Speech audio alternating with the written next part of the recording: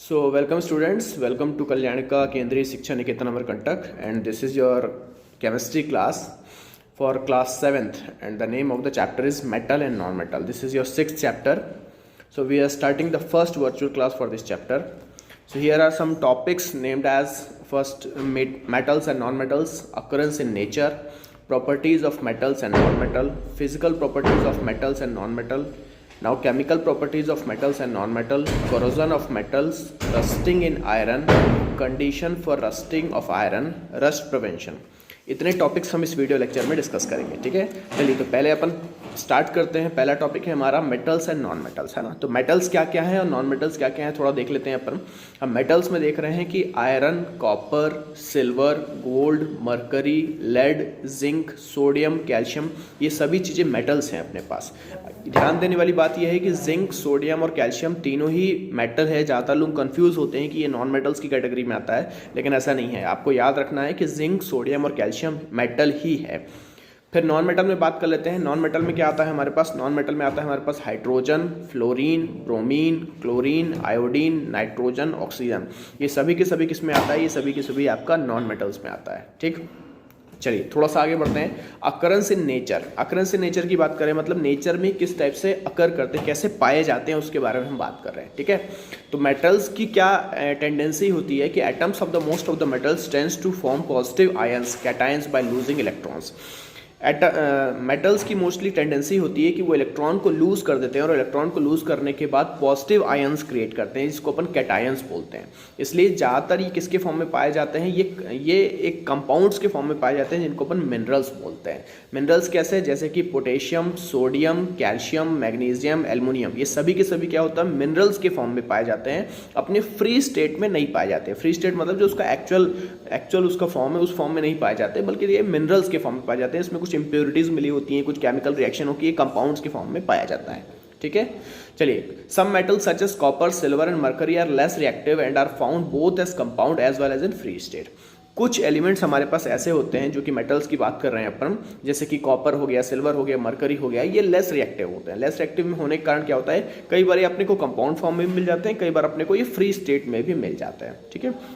कुछ मेटल्स होते हैं जो कि बहुत हाईली नॉन रिएक्टिव होते हैं, जैसे गोल्ड और प्लेटिनम। गोल्ड और प्लेटिनम ऐसे मेटल्स हैं जो कि नॉन रिएक्टिव हैं, और ये किस फॉर्म में पाए जाते हैं? ये मोस्टली फ्री स्टेट में ही पाए जाते हैं।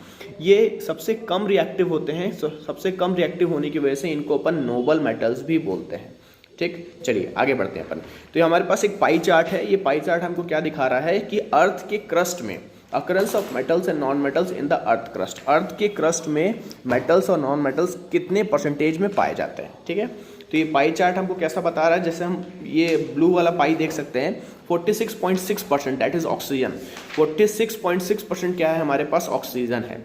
इसी तरीके से 27.7% हमारे पास क्या है? सिलिकन है। सिलिकन क्या? कॉमनली रेत, अपन सैंड जो बोलते हैं, सैंड में ज़्यादातर कंपोनेंट आपका सिलिकन का ही होता है। तो 27 या लगभग 28% के आसपास हमको क्या देखने को मिलता है? सिलिकन देखने को मिलता है।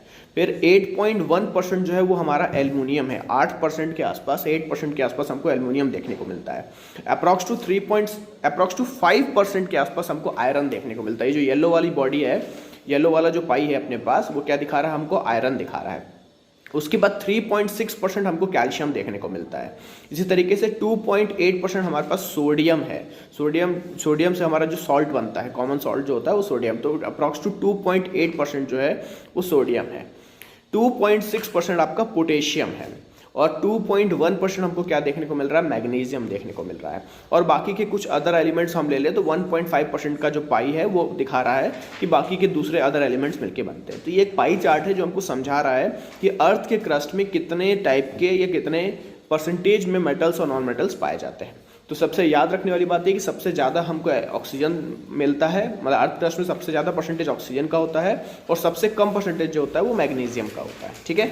चलिए थोड़ा सा आगे बढ़ते हैं अपन। अब अपन पढ़ेंगे properties of metals and non metals. तो जब भी हम किसी केमिस्ट्री में किसी एलिमेंट के बारे में जानने की कोशिश करते हैं तो हमारे पास दो टाइप की प्रॉपर्टी होती है। पहली प्रॉपर्टी होती है फिजिकल प्रॉपर्टी, और दूसरी प्रॉपर्टी होती है हमारे पास केमिकल प्रॉपर्टी। फिजिकल प्रॉपर्टी कैसा? तो ये इमेज आपकी टेक्स्ट बुक से लिया गया है। इसमें अपने को एक तरफ प्रॉपर्टीज दिख रही हैं, एक तरफ मेटल्स और नॉन मेटल्स के बारे में बता रहे हैं, ठीक। तो सबसे पहली प्रॉपर्टी हमारे पास लस्टर। लस्टर का मतलब क्या होता है? लस्टर का मतलब होता है चमक। तो ज़्यादातर मेटल्स जो होते हैं वो लश्रस होते हैं। लश्रस का मतलब ये हुआ कि चमकदार होते हैं, जैसे कि गोल्ड हो गया, सिल्वर हो गया, आयरन हो गया, कॉपर हो गया, एल्युमिनियम हो गया, ये सभी के सभी इनके ऊपर एक चमक होती है, इसलिए लश्रस मेटल होता है। सिर्फ लेड को हम देखें कि लेड जो होता है वो ज़्यादा उसमें लश्चर नहीं होता, वो डल अपीयरेंस का होता है। और हम नॉन मेटल्स की बात करें तो ज़्यादातर नॉन मेटल्स जो होते हैं वो उनमें लश्चर की प्रॉपर्टी देखने को नहीं मिलती। ग्रेफाइट और आयोडीन बस ऐसे नॉन मेटल्स हैं जो कि थोड़ा चिकनी फिनिश के होते हैं, स्मूथ होते हैं, इसलिए उसमें थोड़ी सी लश्चर देखने को मिलता है अपने को। चलिए फिर दूसरी प्रॉपर्टी की बात करते हैं, उसको हम बोलते हैं डक्टिलिटी। डक्टिलिटी का मतलब क्या होता है? डक्टिलिटी का मतलब, डक्ट मतलब होता है वायर, तो डक्टिलिटी का मतलब होता है कि हम एलिमेंट को खींच के वायर में कन्वर्ट कर सकते हैं। मटेरियल की प्रॉपर्टी जिसको मैं उसको खींच के वायर में कन्वर्ट कर दूं तो वो क्या कहलाता है मेरे को? वो मेरा डक्टिलिटी कहलाती है। तो मेटल्स जो होते हैं ज़्यादातर डक्टाइल होते हैं, इसलिए हम जितने भी वायर्स बनाते हैं वो किसके बनाते हैं? मेटल्स के ही बनाते हैं। यहाँ पे डायग्राम आपको ड्राइंग में देखने को मिल रहा है, इमेज में देखने को मिल रहा है आपको कि कॉपर का एक वायर का बंडल नीचे दिख रहा है आप लोग को।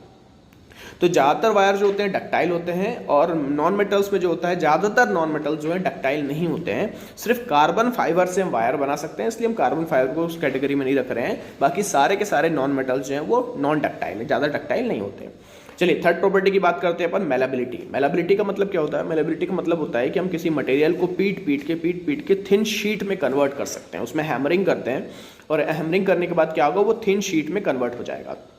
इस प्रॉपर्टी को हम क्या बोलते हैं? इस प्रॉपर्टी को हम मेलेबिलिटी बोलते हैं। तो ज़्यादातर मटेरियल्स, ज़्यादातर जो मेटल्स हैं वो मेलेबल होते हैं, मेलेबल ही होते हैं। सिर्फ जिंक की बात करें तो वो ब्रिटल होता है। ब्रिटल का मतलब ये होता है कि जिंक को अगर मैं हैमरिंग करने की कोशिश करूंगा तो वो टूट जाएगा, बिखर जाएगा, वो थिन शीट में कन्वर्ट नहीं होगा।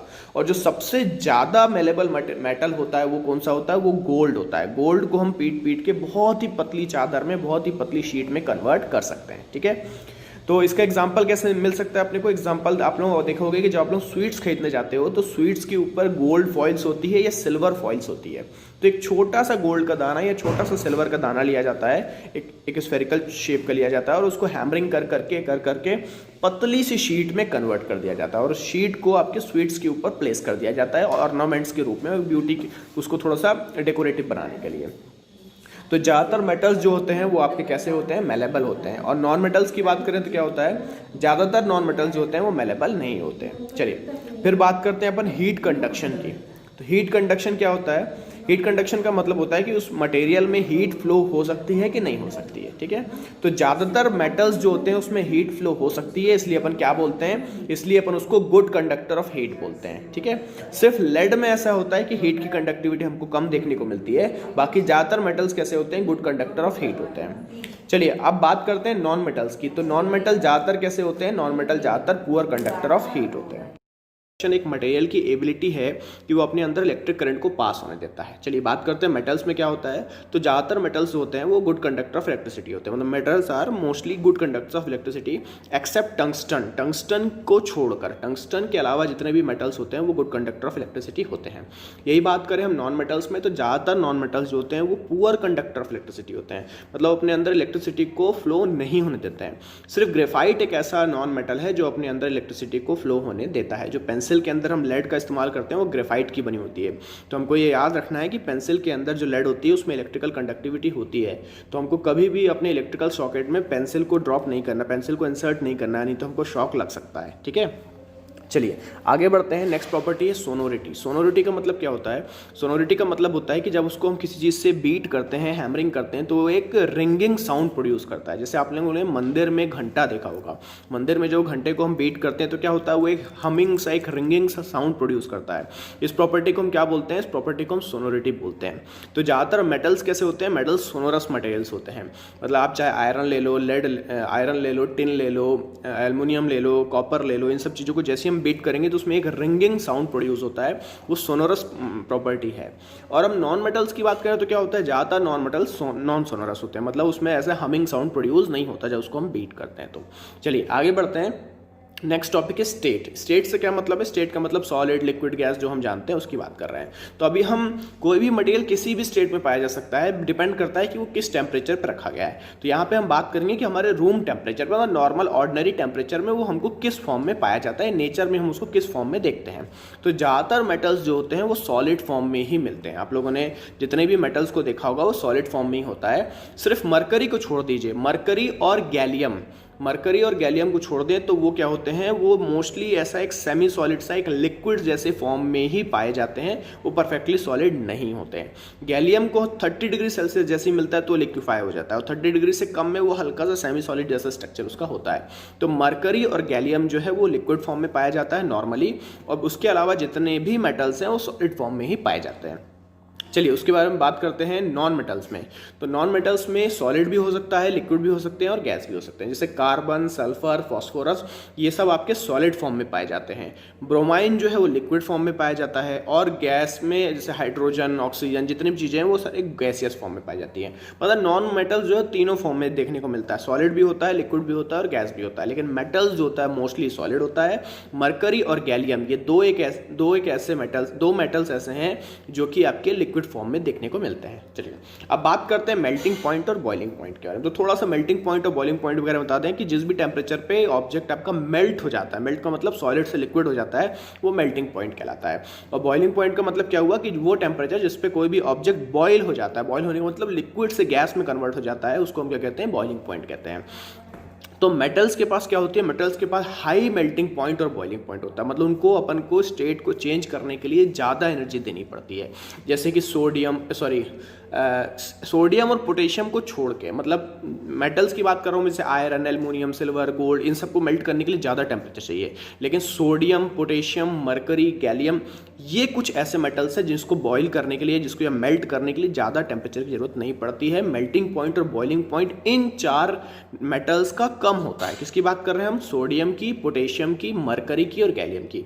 देखिए मरकरी और गैलियम के बारे में अभी हमने बात किया था कि वो जल्दी से लिक्विफाई हो जाता है। ऐसे ही सोडियम और पोटेशियम भी जल्दी से अपने स्टेट को चेंज कर देता है। लेकिन इनको छोड़ के जितने भी मेटल्स हैं, अगर मुझे उसका स्टेट चेंज करना है तो मेरे को एक्सट्रीम एनर्जी देनी पड़ेगी, टेम्परेचर को बहुत ज़्यादा बढ़ाना पड़ेगा। इसलिए इसका मेल्टिंग पॉइंट और बॉइलिंग पॉइंट बहुत हाई होता है। अगर थोड़ा सा और डिटेल में जाना चाहते हैं तो इनका जो बॉन्ड बनता है, एक एटम से दूसरा बॉन्ड जो जुड़ा होता है, जो अपन कोहेसिव बॉन्ड के बारे में पढ़ते हैं, वो बॉन्ड बहुत ज़्यादा स्ट्रांग होता है। इसलिए क्या होता है, हाई मेल्टिंग और हाई बॉइलिंग पॉइंट बनता है ना। चलिए अब बात करते हैं नॉन मेटल्स के बारे में। तो नॉन मेटल्स में क्या होता है, नॉन मेटल्स में लो मेल्टिंग पॉइंट होता है और लो बॉइलिंग पॉइंट होता है। मतलब जल्दी से स्टेट चेंज कर लेते हैं, इसलिए ये सॉलिड, लिक्विड, गैस तीनों फॉर्म में पाए जाते हैं। तो अभी हम नॉन मेटल्स के बारे में बात कर रहे हैं कि लो मेल्टिंग पॉइंट और लो बॉइलिंग पॉइंट। सिर्फ डायमंड और ग्रेफाइट की बात कर रहे हैं, जो कि दोनों ही कार्बन से बना हुआ है, इसका हाई मेल्टिंग पॉइंट होता है और हाई बॉइलिंग पॉइंट होता है। तो हमको याद रखना है कि डायमंड और ग्रेफाइट को छोड़ के जितने भी बाकी के नॉन मेटल्स होते हैं, उनमें आपका लो मेल्टिंग पॉइंट और लो बॉइलिंग पॉइंट होता है। सोडियम, पोटेशियम, मरकरी और गैलियम, इनको छोड़ के जितने भी मेटल्स होते हैं, ये सब हाई मेल्टिंग पॉइंट और हाई बॉइलिंग पॉइंट वाले होते हैं। ठीक, चलिए आगे बढ़ते हैं। अब बात करते हैं डेंसिटी की। डेंसिटी हिंदी में घनत्व बोलते हैं। डेंसिटी का मतलब क्या होता है कि पर यूनिट वॉल्यूम में कितना मास होता है उसमें, तो हम क्या कहते हैं, उसको डेंसिटी बोलते हैं। तो ज़्यादातर मेटल्स होते हैं उनकी डेंसिटी बहुत हाई होती है। खाली लिथियम, सोडियम, पोटेशियम, ये जो मेटल्स हैं, ये तीन मेटल्स की बात कर रहा हूँ, ये पानी से भी लाइटर होते हैं। लाइटर का मतलब, यहाँ लाइटर शब्द का मतलब डेंसिटी से है कि इनकी डेंसिटी पानी से भी कम होती है। लेकिन ज़्यादातर मेटल्स कैसे होते हैं, हाईली डेंस होते हैं, इनकी डेंसिटी बहुत ज़्यादा होती है। अभी हम नॉन मेटल्स की बात करें तो नॉन मेटल में क्या होता है, नॉन मेटल में डेंसिटी कमजोर होती है। ज़्यादातर जो होते हैं वो लो डेंसिटी वाले होते हैं। कुछ नॉन मेटल्स हैं जैसे कि आयोडीन, ग्रेफाइट और डायमंड। याद रखना है हमको, आयोडीन, ग्रेफाइट और डायमंड, ये तीन नॉन मेटल्स होते हैं, इनकी डेंसिटी कम होती है। ठीक, चलिए अब बात करते हैं स्ट्रेंथ की। स्ट्रेंथ क्या चीज़ है, स्ट्रेंथ का मतलब ये कि जब उसके ऊपर हम लोड लगाते हैं, प्रेशर लगाते हैं, फोर्स लगाते हैं, टेंसाइल फोर्स होता है, कंप्रेसिव फोर्स होता है, किसी उसमें खींचतान कर रहे हैं, उसमें हम कुछ मैकेनिकल एक्टिविटी कर रहे हैं, तब वो कैसे विदस्टैंड कर रहा है, कब कैसे अपने आप को बिहेव कर रहा है, उसको हम, उस प्रॉपर्टी को हम क्या बोलते हैं, स्ट्रेंथ बोलते हैं। तो मेटल्स के पास क्या होती है, मेटल्स के पास हाई स्ट्रेंथ होती है, क्योंकि उनका बॉन्ड बहुत स्ट्रांग होता है, तो उनके पास हाई स्ट्रेंथ होती है। इसलिए मेटल्स को हम ज़्यादातर मशीनरी में इस्तेमाल करते हैं। लेकिन एक मेटल है जिसमें स्ट्रेंथ बहुत कमजोर होती है, उसको हम क्या बोलते हैं, जिंक। जिंक के पास काफ़ी स्ट्रेंथ नहीं होती। जिंक को छोड़ के जितने भी मेटल्स होंगे वो हाईली स्ट्रेंथ वाले होते हैं।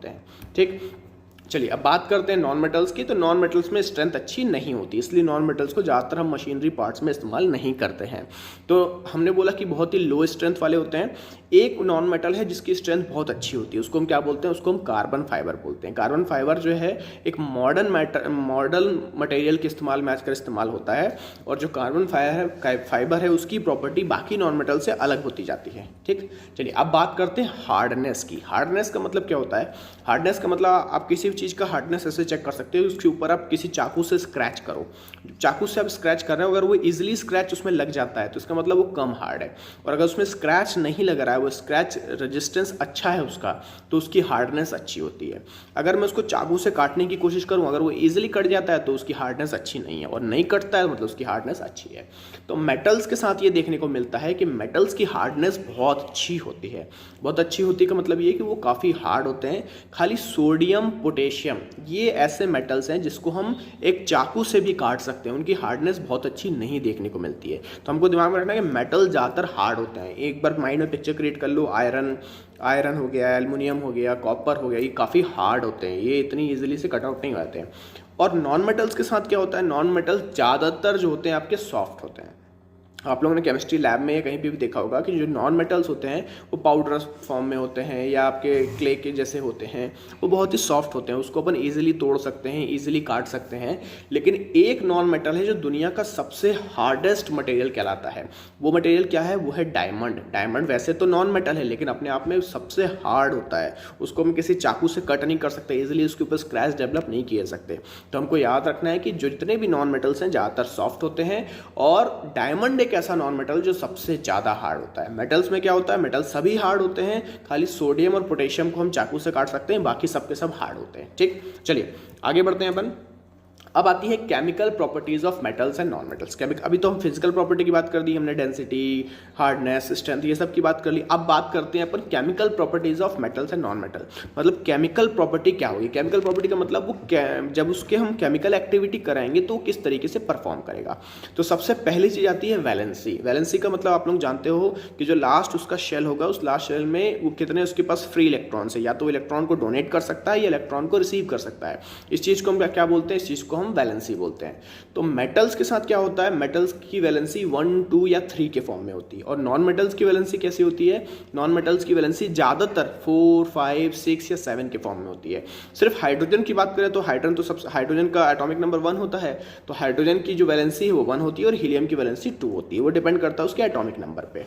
देखिए अभी हमने पढ़ा हुआ था कि जो मेटल्स क्या करता है, मेटल्स अपने इलेक्ट्रॉन्स को डोनेट कर देता है और कैसा आयन क्रिएट कर लेता है, पॉजिटिव आयन क्रिएट कर लेता है। तो यहाँ पे हम देख रहे हैं कि 1, 2, 3 लिखा। 1, 2, 3 का मतलब होता है कि कुछ मेटल्स एक इलेक्ट्रॉन को छोड़ देते हैं और पॉजिटिव आयन बना लेते हैं, कुछ एटम्स 2 इलेक्ट्रॉन को छोड़ देते हैं और पॉजिटिव आयन बना देते हैं, कुछ 3 को छोड़ देते हैं बना देते हैं। तो इनकी वैलेंसी हम किस फॉर्म में बोलते हैं, 1, 2 और 3 के फॉर्म में बोलते हैं। और नॉन मेटल्स की वैलेंसी जो होती है वो ज़्यादा होती है, 4, 5, 6, 7 तक इसकी वैलेंसी नॉन मेटल्स में देखने को मिलती है। चलिए अब बात करते हैं फॉर्मेशन ऑफ आयंस की। तो मोस्टली जो मेटल्स होते हैं वो क्या करते हैं, इलेक्ट्रॉन को डोनर होते हैं, इलेक्ट्रॉन को डोनेट कर देते हैं और अपने अंदर क्या बनाते हैं, पॉजिटिवली चार्ज बना देते हैं। और पॉजिटिवली चार्ज आयंस को हम क्या बोलते हैं, कैटायन के फॉर्म में पढ़ते हैं। तो मेटल्स कैसे होते हैं, मेटल्स मोस्टली कैटायंस होते हैं। और नॉन मेटल्स की वैलेंसी कैसी होती है, नॉन मेटल्स की वैलेंसी होती है 4, 5, 6, 7, 4, 5, 6, 7। तो 4, 5, 6, 7 इलेक्ट्रॉन्स को डोनेट करना काफ़ी कठिन हो जाता है। जब कठिन हो जाता है तो क्या होता है, वो अपने आप को सेटिस्फाई करने के लिए डोनेट करने की जगह रिसीव कर लेते हैं। तो जब वो इलेक्ट्रॉन्स को रिसीव करते हैं तो कैसे हो जाते हैं, वो नेगेटिवली चार्ज आयन बन जाते हैं। और जब वो नेगेटिवली चार्ज आयन बन जाते हैं तो उनको अपन क्या बोलते हैं, मोस्टली अनायंस बोलते हैं। तो metals are mostly cations and non metals are mostly anions. चलिए अब बात करते हैं नेचर ऑफ ऑक्साइड। ऑक्साइड क्या चीज़ होती है कि जब वो ऑक्सीजन के साथ रिएक्ट करेंगे तो किस टाइप का ऑक्साइड बनाते हैं। तो मेटल्स के साथ देखने को मिलती है कि मेटल्स आर मोस्टली बेसिक। वो जो ऑक्साइड बनाते हैं कैसे बनाते हैं, बेसिक उसका नेचर होता है। हमने केमिस्ट्री में 2 चीज़ पढ़ी, एक होता है बेसिक और एक होता है एसिडिक। तो मेटल्स के साथ जितने भी ऑक्साइड बनते हैं वो बेसिक नेचर के होते हैं। Producing OH negative ion in water, मतलब पानी के साथ वो OH नेगेटिव आयन को क्रिएट करेगा। और जब हम नॉन मेटल्स की बात करते हैं तो उसमें जो ऑक्साइड बनेंगे वो कैसे बनेंगे, मोस्टली एसिडिक बनेंगे। और producing H+ ion in water और न्यूट्रल। जब हम इसके वाटर के साथ रिएक्ट करेंगे तो क्या होता है, H+ आयन बनाता है या न्यूट्रल बिहेवियर होता है। लेकिन ज़्यादातर वो किस फॉर्म में होता है, ज़्यादातर वो एसिडिक फॉर्म में होते हैं। और मेटल्स कैसे होते हैं, मेटल्स होता है ज़्यादातर बेसिक फॉर्म में होते हैं। अब बात कर लेते हैं एटॉमिसिटी की। एटॉमिसिटी का मतलब क्या होता है कि जो उसका मॉलिक्यूल बनेगा वो किस टाइप का बनेगा, मतलब वो कितने एटम्स के साथ मिलके बन रहा है, उसको हम क्या बोल रहे हैं यहाँ पे, एटॉमिसिटी बोल रहे हैं, the number of atoms in a molecule. तो मेटल्स की बात करें तो क्या होता है, मोस्टली मोनो एटॉमिक होता है। ज़्यादातर मेटल्स कैसे होते हैं, मोनो एटॉमिक फॉर्म में ही पाए जाते हैं। जैसे हम आयरन को लिखते हैं तो आयरन को हम Fe ही लिखते हैं। Fe मतलब एक एटम ही, किसी भी केमिकल रिएक्शन में एक एटम ही इस्तेमाल कर लेते हैं। लेकिन जब हम ऑक्सीजन की बात करते हैं तो हम O2 लिखते हैं। O2 का मतलब क्या हो गया, ये डायटॉमिक है, ये दो एटम्स का मिल के एक मॉलिक्यूल बनता है ऑक्सीजन का, ठीक। तो मेटल्स के साथ ये देखने को मिलता है कि ये ज़्यादातर मोनो एटॉमिक होते हैं, मतलब एक सिंगल एटम ही अपने आप में कंप्लीट होता है। लेकिन जब हम नॉन मेटल्स की बात करें तो ये मोनो एटॉमिक नहीं होते हैं, बल्कि ये कैसे होते हैं, ये डायटॉमिक होते हैं, टेट्राटॉमिक होते हैं, पॉली एटॉमिक होते हैं, except noble gases. Noble gases जो होते हैं, नोबल गैसेस मोनो एटॉमिक होते हैं, और नोबल गैसेस को छोड़ के जितने भी बाकी के नॉन मेटल्स हैं वो कैसे होते हैं, वो आपके डायटॉमिक्स होते हैं, डायटॉमिक्स, ट्रायटॉमिक्स या पॉलीटॉमिक्स। जैसे O2 हमने क्या बोल दिया, डायटॉमिक बोल दिया। इसी तरीके से अगर 3 एटम कंबाइन होकर एक बन जा रहे हैं, मॉलिक्यूल बन रहा है, तो वो ट्रायटॉमिक कहलाएगा। और 3 से ज़्यादा भी अगर एटम्स आपस में कंबाइन होकर एक मॉलिक्यूल बना रहा है तो वो क्या कहलाता है, वो पॉली एटॉमिक बनाता है। यहाँ पॉली शब्द का इस्तेमाल हम नंबर ऑफ आइटम्स के लिए यूज़ करते हैं, ठीक।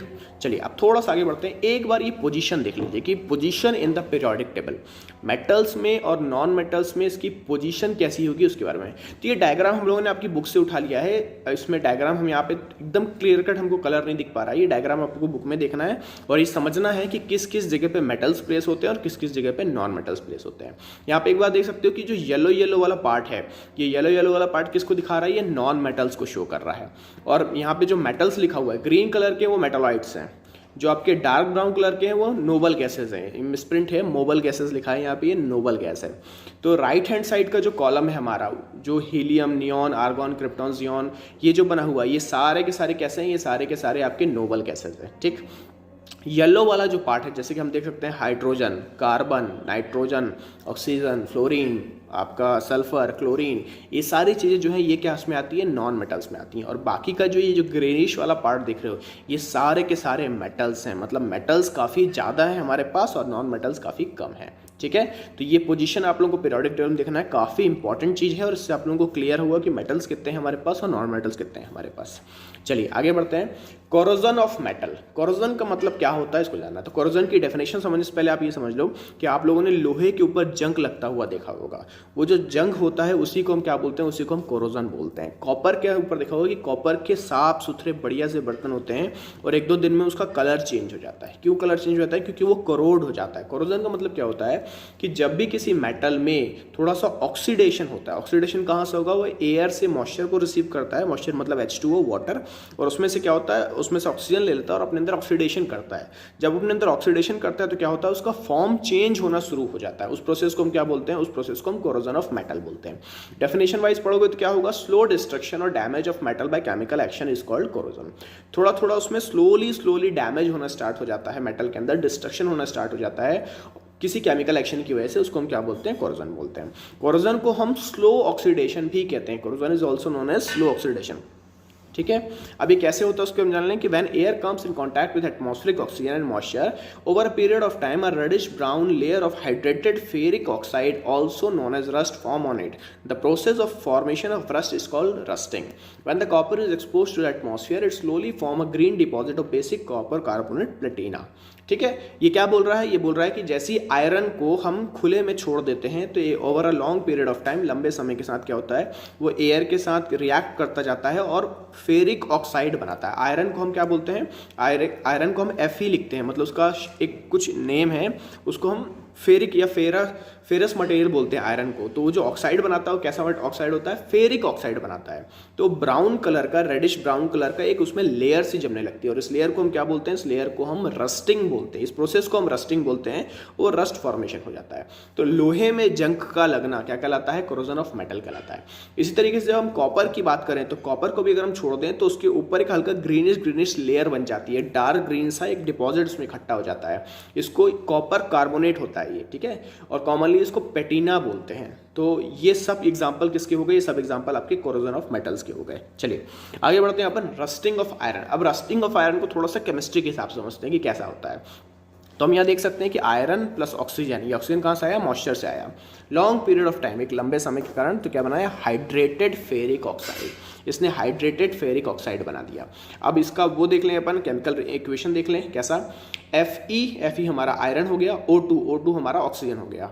इसमें हम क्या बोल रहे हैं, n number of molecules of H2O मतलब वाटर है, उसके n नंबर ऑफ मॉलिक्यूल्स ले लिए over a long period of time. ये एरो के ऊपर क्या बोल दी हमने, कंडीशन बना दी। तो अब ये क्या बना रहा है, Fe2O3। Fe2O3 क्या है आपका, फेरिक ऑक्साइड है, और उसके साथ में क्या है, n number of H2O molecules और ऐड हो गए, तो Fe2O3 NH2O ये क्या बन गया, ये पूरा का पूरा हमारा हाइड्रेटेड फेरिक ऑक्साइड बन जाता है। ठीक, अब क्या रस्टिंग हमको पसंद है, क्या रस्टिंग हमारे काम आता है? नहीं, रस्टिंग एक अनवांटेड नेचुरल केमिकल रिएक्शन है, ये हमारे काम की चीज़ नहीं बल्कि हमारे नुकसान की चीज़ है। क्यों नुकसान की चीज़ है? ये जो हमारे buildings, bridges, ships, railway equipment, machinery, इन सबको ख़राब करता है। एक अच्छी खासी मशीनरी अगर उसमें रस्ट लग जाए तो लंबे समय के साथ ख़राब होना स्टार्ट हो जाती है। क्यों?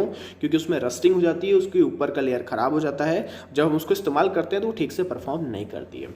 इसलिए जितनी भी मशीनरी बनती हैं उनको डायरेक्ट मेटल्स के फॉर्म में इस्तेमाल नहीं किया था, डायरेक्ट एलॉय आयरन के फॉर्म में इस्तेमाल नहीं किया था, बल्कि क्या किया था, उसमें एलॉय का इस्तेमाल किया जाता है। एलॉय का मतलब क्या, मेटल्स में कुछ चीज़ें ऐसी मिला देते हैं जिससे उसकी ये वाली प्रॉपर्टी चेंज हो जाती है। जैसे स्टील में रस्ट कम लगता है। क्यों? क्योंकि वो प्योर आयरन नहीं है, वो आयरन के साथ कार्बन का मिक्सचर होकर एक नया कंपाउंड, एक नया एलॉय क्रिएट कर दिया गया। उस एलॉय को हम क्या बोलते हैं, स्टील बोलते हैं। तो स्टील को हम मशीन्स में ज़्यादा इस्तेमाल करते हैं क्योंकि वो रस्टिंग उसमें कम होती है। ठीक, चलिए आप लोगों ने रस्टिंग के बारे में बात कर ली, अब थोड़ा सा आगे बढ़ते हैं। Condition for rusting of iron, क्या क्या कंडीशन होती है हम पहले डिस्कस कर चुके हैं। क्योंकि वो ऑक्सीजन से रिएक्ट करता है तो ऑक्सीजन चाहिए उसको, अगर ऑक्सीजन नहीं मिलता है तो वो पानी से रिएक्ट कर लेगा, पानी से ऑक्सीजन को ले लेगा। तो प्रेजेंस ऑफ ऑक्सीजन और प्रेजेंस ऑफ वाटर, ये दोनों चीज़ मिलकर क्या करेगी, ये आपकी रस्टिंग कर देगी। रस्टिंग के बाद आप सोचते हैं यार ये जो रस्टिंग है ये हमारे लिए नुकसानदायक चीज़ है, ये अनवांटेड केमिकल चेंज है। जब अनवांटेड केमिकल चेंज है उससे हम कैसे बच सकते हैं, तो हम उसके ऊपर पेंट कर सकते हैं। किसी मटेरियल के ऊपर पेंट कर देंगे तो क्या होगा, वो डायरेक्ट ऑक्सीजन या वाटर के कॉन्टैक्ट से आने बचने लगेगा। तो पेंटिंग से हम रस्ट को प्रिवेंट कर सकते हैं। उसमें ऑयलिंग या ग्रीसिंग करते हैं। ऑयल या ग्रीस की लेयर भी क्या करती है, वाटर या ऑक्सीजन को आयरन को टच होने से बचाती है। कई बार हम क्या करते हैं, लेड से बना हुआ पेंट आता है, लेड का पेंट कर देते हैं। कोलतार पेंट कर दिया जाता है। कोलतार कैसा होता है, कोलतार एक ब्लैक कलर का मटेरियल होता है जिसको हम हिंदी में डामर बोलते हैं, विटामिन भी बोलते हैं। तो कोलतार का पेंट कर दिया जाता है, ब्लैक कलर का पेंट कर दिया जाता है, उससे भी क्या होता है, रस्ट बचता है। फिर गैल्वनाइजेशन कर दिया जाता है, गैल्वनाइजेशन ऑफ मेटल कर दिया जाता है। गैल्वनाइजेशन एक केमिकल प्रोसेस है, आप आगे चल के पढ़ोगे। गैल्वनाइजेशन करने से भी क्या होता है, उसका रस्ट प्रिवेंशन बच जाता है। कुछ सल्फर वगैरह ऐड अप करके उसके साथ केमिकल रिएक्शन क्रिएट किया जाता है, उसको गैल्वनाइजेशन किया जाता है। फिर आता है आपका इलेक्ट्रोप्लेटिंग। इलेक्ट्रोप्लेटिंग से क्या होता है, जब उसमें इलेक्ट्रोप्लेटिंग के थ्रू हम क्या करते हैं, उसमें इलेक्ट्रिसिटी सप्लाई की जाती है। इलेक्ट्रिसिटी सप्लाई करने के कारण क्या होता है, उसके ऊपर ऑलरेडी ऑक्साइड की लेयर क्रिएट हो जाती है, और जब ऑलरेडी ऑक्साइड की लेयर क्रिएट हो जाती है तो वो अंदर वाले मेटल को बचाने का काम करती है। तो इतने सारे पॉइंट हैं, ये क्या करते हैं, हमको ये रस्ट से बचाते हैं, रस्ट प्रिवेंशन के अंदर आते हैं। जैसे कि painting, oil, grease, lead paint, coal tar paint, metal plating, galvanisation और इलेक्ट्रोप्लेटिंग, इतने टॉपिक हमको याद रखना है जो कि हम रस्ट प्रिवेंशन से बचाने का काम करते हैं। चलिए, थैंक यू इस वीडियो में बने रहने के लिए। अपन अगले वीडियो में क्या क्या पढ़ेंगे उसके बारे में थोड़ा सा बात कर लेते हैं। नेक्स्ट टॉपिक जो हमारा रहेगा उसमें हम एलॉइंग के बारे में पढ़ेंगे। अभी हमने स्टील का एग्जांपल देके आप लोगों को एलॉइंग के बारे में थोड़ा सा समझा हुआ था। उसके बाद हम यूजेस ऑफ मेटल के बारे में, अभी तो हमने जान लिया कि मेटल होते क्या है, उसकी केमिकल प्रॉपर्टी क्या होती है, फिजिकल प्रॉपर्टी क्या होती है, लेकिन अब हम जानेंगे कि मेटल्स का यूज हम किस तरीके से कर सकते हैं जो कि हमारे लाइफ में सबसे ज़्यादा काम आता है। उसके बाद होता है यूजेस ऑफ नॉन मेटल्स, हम नॉन मेटल्स को किस तरीके से इस्तेमाल करते हैं, कैसे यूज करते हैं, उसके बारे में बात करेंगे। फिर बात करेंगे कि मेटलॉइड्स क्या होते हैं, उनके बारे में थोड़ा सा जानेंगे। मेटलॉइड्स की प्रॉपर्टी के बारे में जानेंगे, मेटलॉइड्स के यूज के बारे में जानेंगे, और सबसे लास्ट टॉपिक जो होगा वो हमारा होगा नोबल गैसेस। नोबल गैसेस मतलब सबसे अच्छे गैसेस हैं, ये कभी किसी से रिएक्ट नहीं करते, चुपचाप बैठे रहते हैं, इनके बारे में थोड़ा सा जानेंगे। ठीक है, तो वीडियो में बने रहने के लिए thank you so much, bye bye.